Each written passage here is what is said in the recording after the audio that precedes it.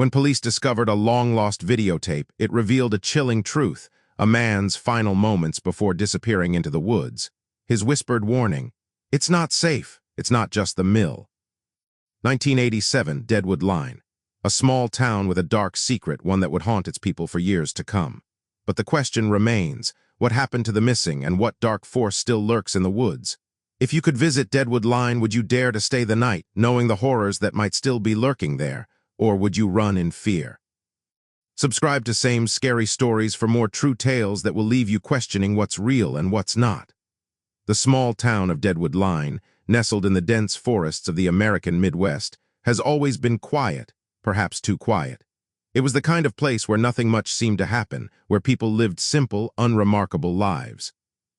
Yet beneath its placid surface, Deadwood Line harbored a sinister secret, one that began to surface in the early 1980s, when a series of strange events would forever change the town's history. The first of these was the disappearance of Tom Harris, a local lumberjack known for his quiet demeanor and steadfast work ethic. Tom had been working in the forests near the old sawmill, the crumbling relic of a once thriving lumber business that had long since ceased operations.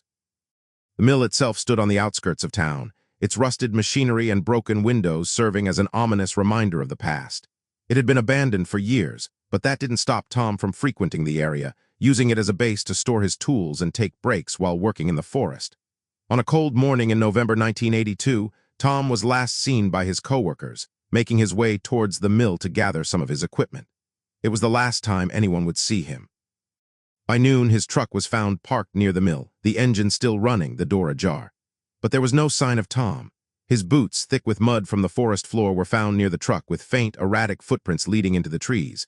The police were called, and a search party was immediately organized, combing the area for hours. As the hours stretched into days, the search grew more frantic.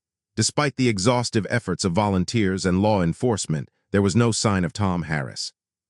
His disappearance defied all logic. His truck was parked in an area he frequented, his personal belongings were untouched, and yet he was gone without a trace. The search had turned up no clues, no body, nothing to indicate what had happened. The only detail that seemed out of place was the pool of blood near the truck. It was a small amount, enough to suggest injury, but not enough to imply that a violent crime had been committed. It was as though Tom had simply walked into the forest, only to vanish. But there was one piece of evidence that was too unsettling to ignore. A strange symbol scratched into the dirt near the bloodstain. A symbol that no one could identify, and that seemed out of place in the midst of an otherwise ordinary forest. The authorities dismissed it as the work of an animal or an unfortunate coincidence, but for many in town, it felt like a warning, a sign that something deeper was at play. Some believed that Tom had stumbled upon something he shouldn't have, something hidden beneath the surface of the sawmill's decaying walls, something older than the town itself. As the months wore on with no answers, the town began to change. Whispers of strange happenings grew louder. People reported hearing unsettling noises near the sawmill late at night, the sounds of mechanical whirring and grinding, despite the mill being long out of use. Some even claimed to see flickers of light in the broken windows, shadows moving behind the walls. But nothing could explain what had happened to Tom Harris. His disappearance remained a mystery, and as the years went by, it became one of those unsolved tragedies that the town would speak of only in hushed tones. It was the kind of case that law enforcement didn't want to revisit, as it lacked the necessary leads or evidence to warrant further investigation. But that all changed in 1986, when another disappearance occurred. One that would not only bring the town's buried secrets to light, but would also cast a dark shadow over Deadwood Line for years to come. The second disappearance was that of the Johnson family, who had lived just a mile outside town. Mark and Louise Johnson, along with their two children, Rachel and Aaron, were well known in the community, friendly and kind-hearted, but nothing out of the ordinary suggested that anything could go wrong. They lived on a small, picturesque farm, surrounded by rolling hills and dense woods. But on one fateful summer evening in 1986, their lives, and the town's innocence, would be shattered. The Johnsons had been expected at a family dinner, but when they didn't show up, a sense of unease began to settle in. The neighbors thought nothing of it at first. Perhaps they had gotten caught up in a project or were delayed. But as the hours passed with no word from the family, a quiet panic began to stir. When the police arrived at their home, they found the front door slightly ajar, as though the family had left in a hurry. Inside, there was no sign of a struggle, but the house felt wrong. The dinner table was set, as though they had just left, leaving half-eaten meals and the television still running. But there was no sign of anyone. No footprints, no signs of forced entry, just an eerie stillness that hung over the house like a suffocating fog. It was as though the Johnsons had simply vanished from the face of the earth. The police quickly expanded their search to the surrounding areas, including the woods and the old sawmill. It was in these woods that a witness came forward, claiming to have seen a shadowy figure moving near the mill around the time of the Johnsons' disappearance. The figure was described as tall and disheveled, with strange, jerky movements that seemed unnatural, almost inhuman. But when the witness tried to approach, the figure disappeared into the woods, vanishing as though swallowed by the earth itself. This was not the only strange occurrence. The police found a set of footprints leading into the forest, but they seemed to disappear after a few yards, as though the person had simply walked off the edge of the earth. The searchers found nothing else, no trace of the Johnsons, no evidence, and nothing that could explain their disappearance. It was as if they had never existed. In the years that followed, Deadwood Line's reputation grew darker. The sawmill, already a symbol of the town's decaying history, began to take on a life of its own. People began to believe that it was more than just an abandoned building. They said that the spirits of those who had died there, including Tom Harris and the Johnson family, still haunted the woods, trapped in the liminal space between the living and the dead. Others believed something far darker lurked within the mill itself, something that fed on fear and death. For most, the sawmill became a place of quiet terror, a spot avoided by the brave and the foolish alike. But for some, the lure of the mystery was too strong to resist.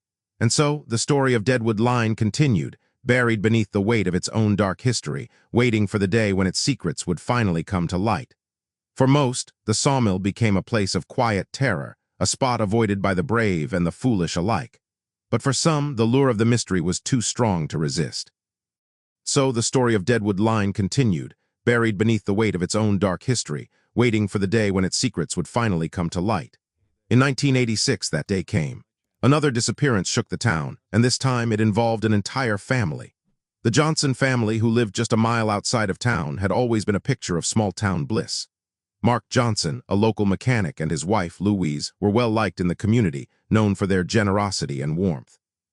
Their two children, Rachel and Aaron, were the same age as many of the other kids in town, and the Johnsons often hosted gatherings at their home. But on a summer evening in 1986, they vanished without a trace. No one knew what had happened to them, and there were no immediate signs of foul play. Their home was found exactly as it had been when they left, clean, the television on, the smell of dinner still lingering in the air. It was as if they had simply disappeared mid-dinner, leaving everything behind with no signs of struggle or alarm. The authorities were quick to start an investigation. The initial search was unfruitful, with nothing turning up in the immediate vicinity of their home. The neighborhood was canvassed, and family members were questioned, but nothing seemed amiss. Days passed, then weeks, and the case quickly grew colder. But there was something that made this disappearance different from the others, something that was tied directly to the mysterious sawmill that loomed on the edge of Deadwood Line. It wasn't until the search party expanded into the surrounding woods that something unsettling was found. On the outskirts of the forest, near the long-abandoned mill, a witness came forward. The witness, a local hunter, had been out that very night and claimed to have seen a figure moving near the mill, a tall, thin man, walking in jerky, unnatural motions, almost as though he wasn't human. The witness said the figure disappeared when he tried to approach, vanishing into the mist of the forest as though swallowed by the trees.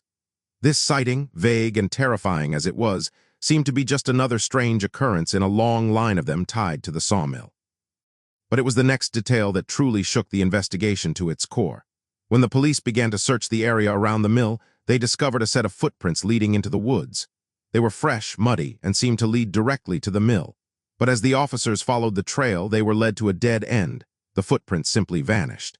There were no further signs of the Johnson family, no indication of where they had gone or what had happened to them. As the police examined the area, they found more than just a set of strange footprints. They found something far more chilling, a series of markings on the ground, etched into the earth like something had been dragged or scraped. The marks were in a circular pattern, like a ritualistic symbol, something that had been intentionally carved into the dirt. For the investigators, it felt like an eerie echo of the strange symbol found near Tom Harris's truck, back when he vanished years before. Was there a connection? Could the disappearances be linked to the mill in some way, to something darker than just the crimes of a disturbed individual? The authorities didn't have any answers, but the local community was beginning to draw their own conclusions. Whispers started to spread, whispers that the sawmill was cursed, that it had become a place where the past had bled into the present. Some even claimed that the mill was alive, that its machines had an insidious pull, drawing people into its grasp. For years, these rumors had been dismissed as nothing more than the superstitions of frightened townsfolk, but the growing body count and the bizarre events seemed to suggest otherwise. The Johnson family's disappearance was never solved, and the case quickly grew cold. But something about their fate felt different. Unlike Tom Harris, whose disappearance could be written off as an accident or a bad decision, the Johnsons seemed to have vanished into thin air. There were no signs of a struggle, no ransom demands, no evidence of foul play. It was as though they had been swallowed by the earth itself, consumed by the darkness that seemed to have taken hold of Deadwood Line. The townspeople grew uneasy, especially those who had lived through Tom Harris's disappearance. The fear in the town grew palpable, and people began to avoid the woods altogether, unwilling to risk being drawn into the mystery. But there was still one more piece of the puzzle that had yet to fall into place. The connection between the sawmill and the disappearances wasn't just a theory. It was a dark, undeniable truth. In 1987, a piece of evidence surfaced that would change the course of the investigation forever and cast a new light on the long-forgotten mill. It came in the form of a videotape, found buried in the back of the Deadwood Line library, tucked away in a dusty, forgotten corner of the archives. The tape, dated 1987, showed a local news crew investigating the sawmill's history. The footage was grainy and shaky, but in it, a man was seen walking near the mill, looking disoriented, as if something had overtaken him. His name was Greg Matthews, a mechanic who had worked on the sawmill's machines before it shut down. According to the footage, Greg had been involved in a strange incident months before, one that had caused him to quit his job at the mill and leave the town. In the video, Greg appears to be whispering something, his voice barely audible. "It's not safe, it's not just the mill." Then, without warning, he turns and walks off, heading toward the woods. The news crew followed, but by the time they reached the edge of the forest, Greg was nowhere to be found. The rest of the video was silent, showing only the crew standing at the edge of the woods, staring into the trees. What happened to Greg Matthews? Was he just another victim of the mill, lost in the dark? His disappearance was never fully explained, but the footage raised new questions about what had been happening in Deadwood Line. Had the town known more than it had let on? Was the mill responsible for not just the deaths, but the strange occurrences that had been happening all along? And what was it that Greg had discovered, something that led him to utter those final, cryptic words? "It's not just the mill." Had the town known more than it had let on? Was the mill responsible for not just the deaths, but the strange occurrences that had been happening all along? And what was it that Greg had discovered, something that led him to utter those final, cryptic words? "It's not just the mill." In the years following Greg Matthews's disappearance, the story of Deadwood Line seemed to fade from the public eye, but for those who lived there, the sense of dread never truly dissipated. Sawmill, though abandoned, remained a silent sentinel to the horrors that had taken place in its shadow. People stayed away from it, but the town's history was impossible to ignore, especially for those who had been touched by its darkness. In the early 1990s, an odd series of events brought the town back into the spotlight. It started with strange reports from hikers and campers who ventured into the surrounding woods. People claimed to hear disembodied voices, murmurs that seemed to come from nowhere. Some said they'd seen shadows moving among the trees, figures that weren't quite human, shifting just beyond the corner of their eyes. One man, an experienced outdoorsman, was even more specific. He swore that he had seen a figure near the sawmill, a man dressed in torn, old-fashioned clothing standing still in the mist. The man, who was later interviewed by local law enforcement, said the figure stared at him with hollow, emotionless eyes. When he tried to approach, the figure vanished into thin air. Law enforcement, already stretched thin with the unsolved disappearances, didn't initially pay much attention to these reports. They chalked it up to the usual small-town superstitions, the kind of stories people told when the nights grew long and the forests darkened. But when a few more people came forward with similar experiences, law enforcement began to worry. It wasn't just the odd sightings or strange noises. Something more unsettling was happening. The town's residents, once so sure that they were living in a quiet, ordinary place, began to question what they had once believed. There was a creeping fear that something was not right, something evil that lingered in the woods, tied to the sawmill in ways no one could understand. The whispers of ghosts, spirits, and shadowy figures seemed to gain strength as the years passed, and it was impossible to ignore the growing pattern. In 1994, a particularly disturbing incident occurred when a young couple, out for a late-night walk near the sawmill, found something that would forever alter the way the town saw its past. They discovered a strange object in the woods, buried beneath the leaves and soil. It was a metal box, old and rusted as though it had been there for years. Inside, they found a collection of strange items, an assortment of worn, yellowed documents, maps of the town, and what appeared to be a journal. The journal, written in spidery, cramped handwriting, detailed the musings of someone who had worked at the sawmill many years before, back when it was still operational. The name on the journal was Samuel Ford, a man the town had long since forgotten.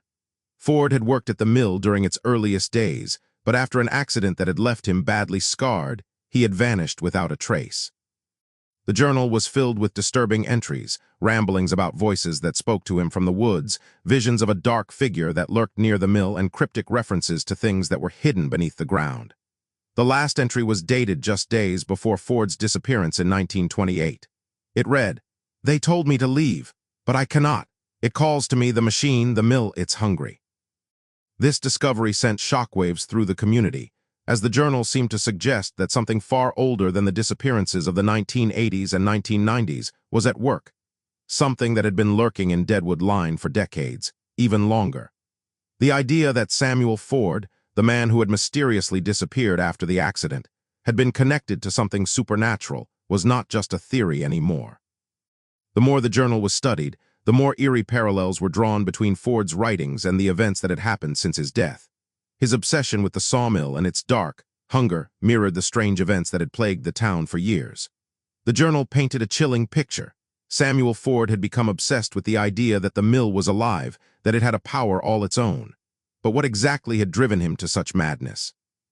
Could Ford have been involved in the deaths and disappearances that followed him, or was he merely another victim of the mill's insidious influence?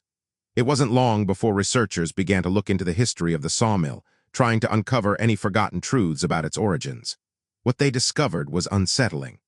The sawmill, built in the early 1900s, had been one of the largest mills in the region, a major source of employment for the people of Deadwood Line. But what few knew was that the mill's construction was marred by tragedy. Several workers had died during the building process, including one who had been crushed by a falling beam.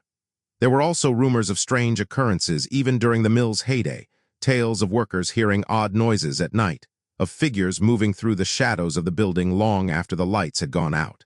But no one dared to speak of it openly. The town had grown used to the mill's presence, to the strange accidents that seemed to follow it. The deaths, the disappearances, the sightings of ghostly figures, they all started to seem like part of the mill's legacy, a darkness that was tied to its very foundation. It was as though the sawmill itself had become a symbol of death, its machinery feeding on the lives of those who worked there. But what if the sawmill was not just a place of industry?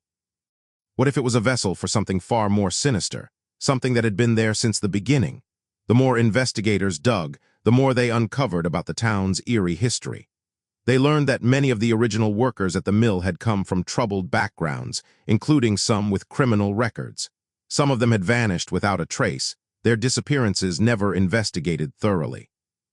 The mill had always attracted the kind of people who were easily forgotten, and it was as though the dark energy that surrounded the place had a particular pull on them. As the investigation deepened, law enforcement began to piece together a chilling theory, that the sawmill had become a place where death and disappearance were not just accidents, but part of a deeper, malevolent force. It wasn't just that the mill was dangerous. It was alive, feeding on the fear and suffering of those who came into contact with it. It had existed for decades, slowly claiming the lives of the townspeople, its hunger growing stronger with each passing year.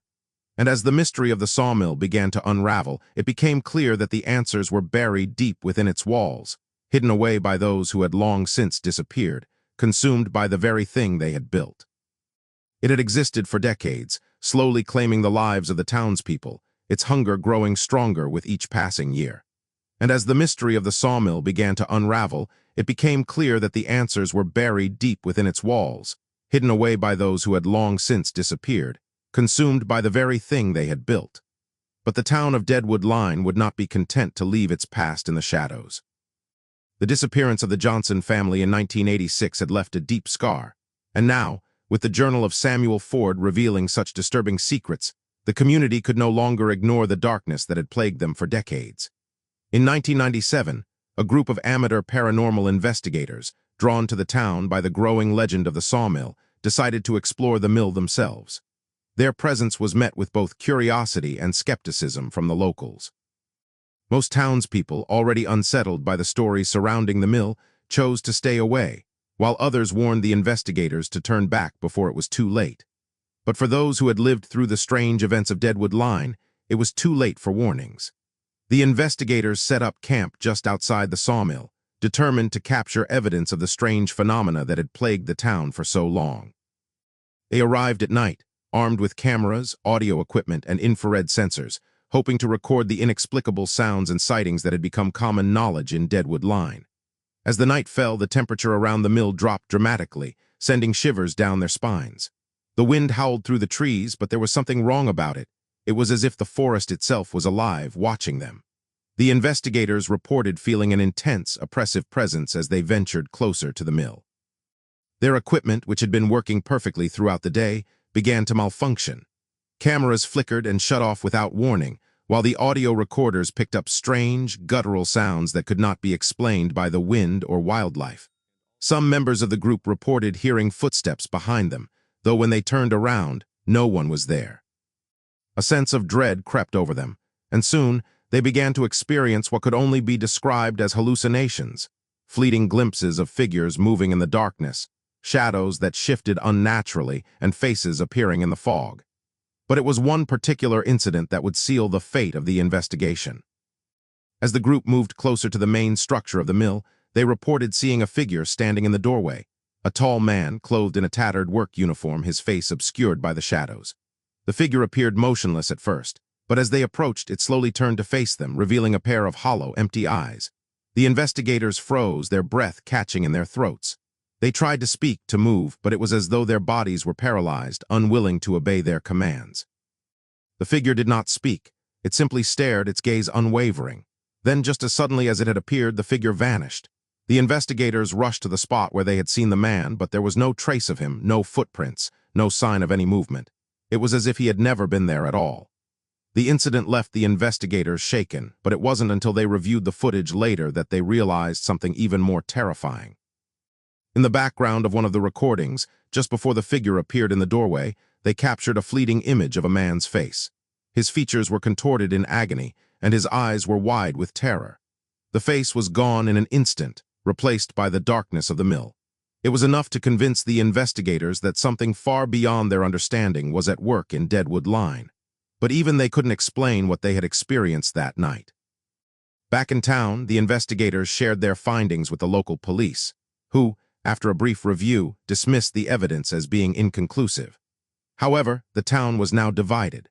There were those who believed in the supernatural occurrences surrounding the mill, and there were those who refused to acknowledge them, preferring to attribute the incidents to the imagination of frightened townspeople or the work of overzealous paranormal investigators.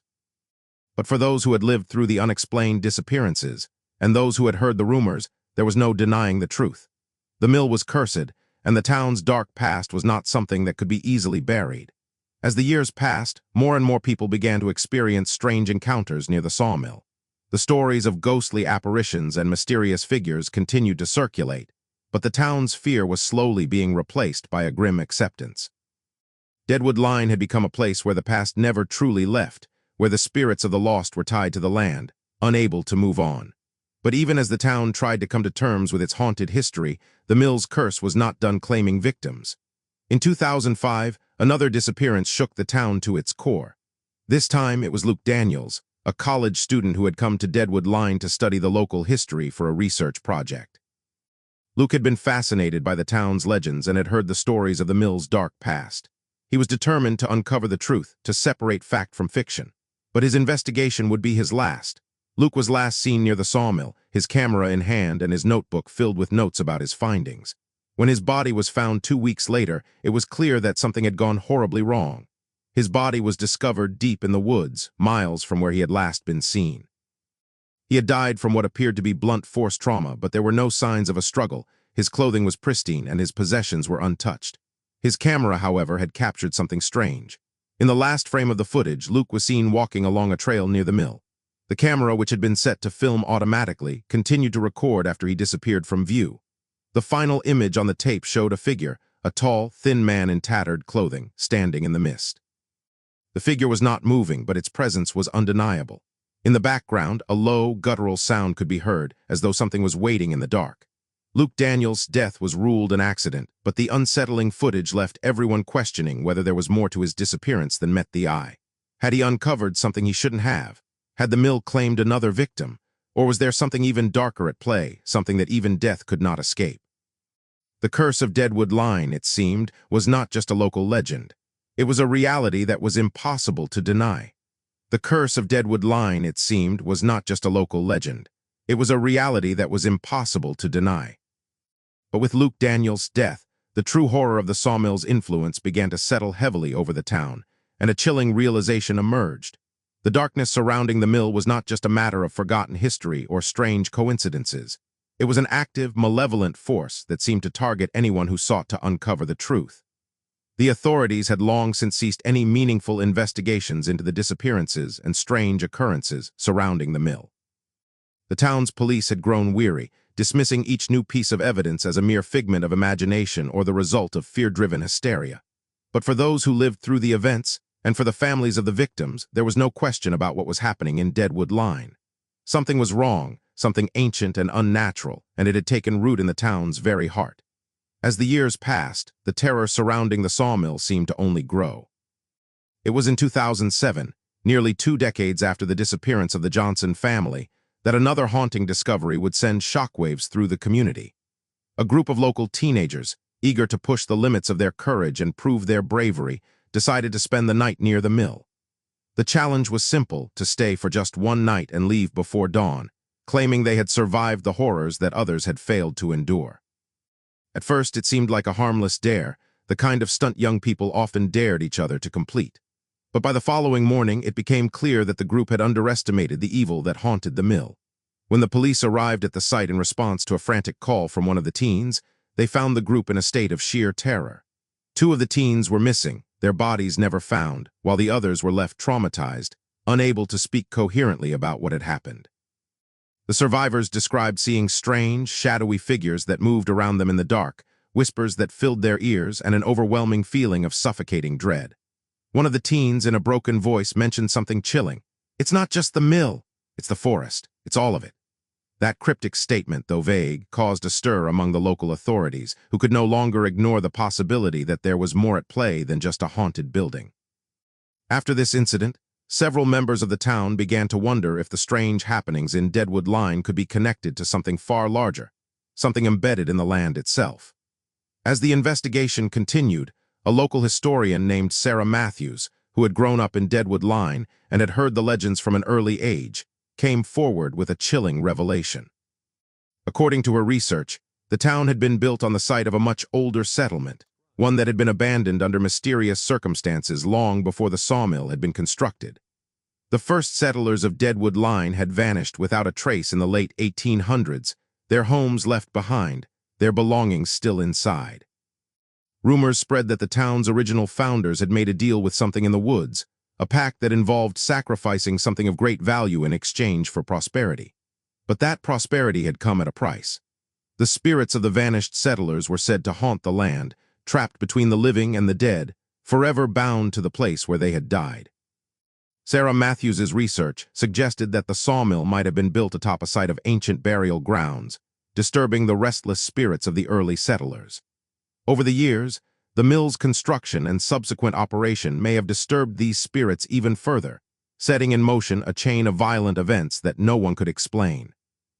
She had uncovered stories from the early days of the town that spoke of strange, ritualistic practices by the original settlers, practices that seemed to tie the mill to something ancient and far more powerful than any human force.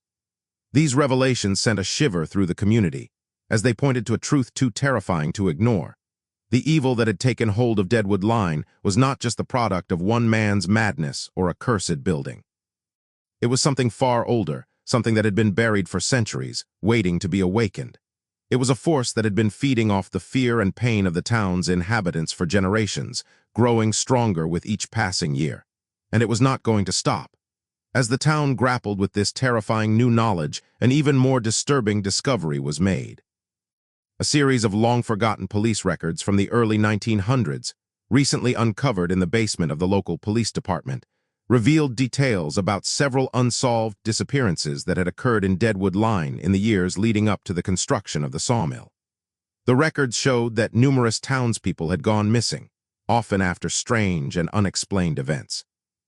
One report dating back to 1912 detailed the disappearance of a local priest, Father Henry Montgomery, who had been conducting a series of exorcisms on the residents of Deadwood Line. According to the report, Father Montgomery had become convinced that something dark had taken root in the town, something evil that had been buried for years. He had attempted to perform a ritual to cleanse the land, but he had vanished without a trace, his body never found. The file ended with a chilling note from the officer in charge of the investigation. "Whatever took him is not done. It is still here, and it will claim more." The records also detailed other disappearances, including those of children, families, and even workers at the sawmill. The town had been in the grip of something terrible for far longer than anyone had realized. But despite all the evidence pointing to an ancient evil lurking beneath the surface, no one had been able to stop it. The haunting continued, with the mill standing as the epicenter of the terror. As 2008 came to a close, the fear in Deadwood Line reached a breaking point. People no longer ventured near the mill, and the town had become a place of dread, a ghost town of sorts with empty houses and abandoned shops. The few residents who remained were too afraid to leave, their lives defined by the fear of what might happen next. But the evil that had taken hold of Deadwood Line was not done. It had claimed so much, but it was not satisfied. The question that haunted everyone who lived there was simple. How much longer could Deadwood Line survive before it became nothing more than a forgotten ghost, its people swallowed whole by the darkness? The question that haunted everyone who lived there was simple. How much longer could Deadwood Line survive before it became nothing more than a forgotten ghost, its people swallowed whole by the darkness? It was a question that weighed heavily on the remaining few who called the town home, a silent reckoning with the forces that had claimed so many lives. In the years following the unsettling discoveries and revelations, the town had reached a tipping point. The once thriving community, built around the sawmill and the land it had been built on, was now little more than a collection of empty homes, decaying storefronts, and whispered rumors. The few remaining residents lived in constant fear, aware that the mill's dark influence still hung over them like a shadow, always watching, always waiting.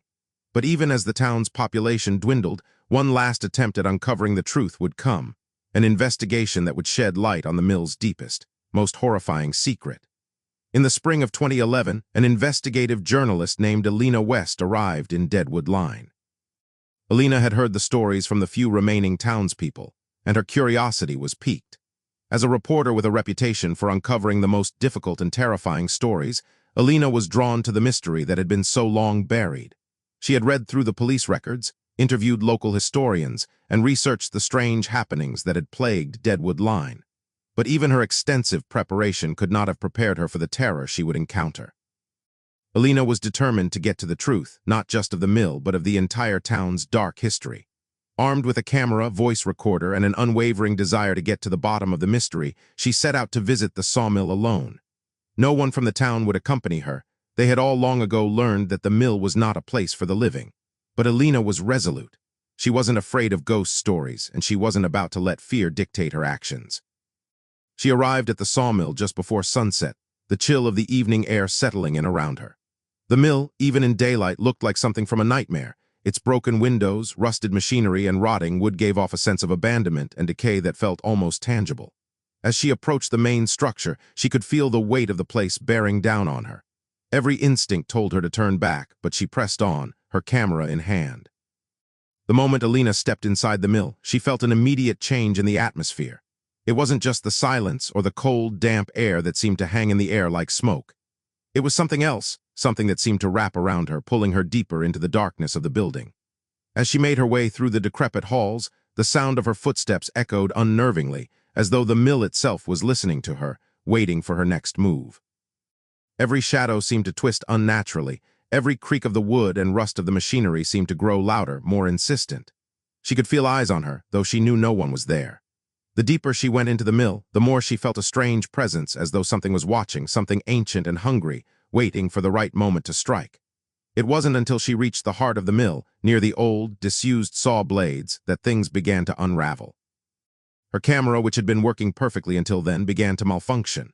The lens fogged up and the audio turned to static, only to suddenly clear, revealing a faint whisper, "You should have stayed away." Alina froze, her heart pounding in her chest. She turned quickly, but there was no one in sight. The hairs on the back of her neck stood on end as she felt an icy cold rush through the air. The whispers continued, growing louder and more frantic, filling her ears with unintelligible words. In that moment, Alina realized the stories had been true. The mill was more than just a haunted building. It was a vessel for something far darker, something that had been feeding on the fear of the town for generations. But as she tried to leave, something seemed to block her path. The air grew thick, oppressive, and a strange fog rolled in from the cracks in the walls. The mist enveloped her, and the whispers seemed to grow louder, more urgent. Then the camera caught something in the corner of the frame, a shadowy figure, tall and gaunt, its face obscured by the darkness. It was standing just beyond the reach of the light, watching her, waiting. Alina's breath caught in her throat as the figure moved closer, its eyes now glowing with an eerie, unnatural light. She couldn't move, couldn't speak, as though her body had been paralyzed by the force that had been slowly building around her. In a final, desperate attempt to escape, Alina turned and ran toward the exit, but the fog seemed to close in on her, the walls shifting, trapping her in the maze of the mill. Her camera, which had been recording the entire time, captured her panicked breathing, the sound of her footsteps echoing through the empty halls. And then the footage abruptly cut off. Alina West was never seen again. Her disappearance, like the others before her, remained unsolved. The camera footage was recovered later, but by then, the town of Deadwood Line had already begun to fade from the public eye. It became another ghost story, a dark chapter in the history of the American Midwest, whispered about only in the darkest corners of the internet. But those who had lived through the horrors of Deadwood Line would never forget. The sawmill, standing silent and decrepit, continued to loom over the town like a monument to something far darker. And as for the town's remaining few residents, they left one by one as the horrors of the mill continued to haunt their every step. They knew that whatever had taken hold of Deadwood Line was far from finished. It was only a matter of time before it claimed more. The curse, it seemed, was eternal. As the camera footage faded to black, a final, lingering question remained. What truly lies beneath the decaying walls of the sawmill? And who, if anyone, will ever find the courage to uncover its deepest secrets? Would you dare to enter Deadwood Line, knowing what lies within the walls of the old sawmill? Or would you run, leaving its dark secrets to be buried forever? The choice is yours. Don't forget to subscribe to Same's Scary Stories for more chilling true tales that will keep you questioning what's real and what's just waiting in the dark.